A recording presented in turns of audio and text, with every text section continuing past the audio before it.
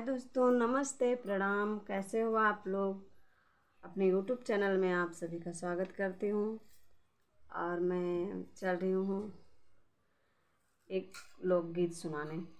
मतलब पारंपरिक गीत है, जैसे गाया जाता है कि शादी वादी में औरतें जब शाम को इकट्ठा होती हैं, बारात और रात चली जाती है, तब फिर सब गाती हैं औरतें। वही वाला गाना मैं सुनाऊंगी। चलिए सुनते हैं। हमका जगाई चाभी दई गए, हमारे पिया बम्बई निकली गए। हमका जगाई चाभी दई गए, हमारे पिया बम्बई निकली गए। सासु मोरी पूछी हमें का कही गए, सासु मेरी पूछी हमें का कही गए।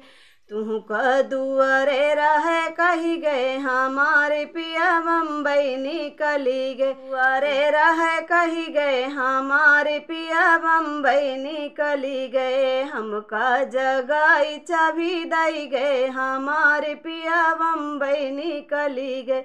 हमका जगाई चाभी दई गए, हमारे पिया बम्बई निकली गए।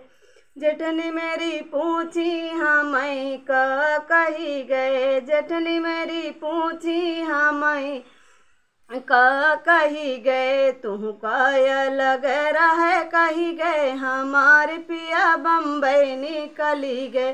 तू का लग रहे कही गए, हमारे पिया बम्बई निकली गए।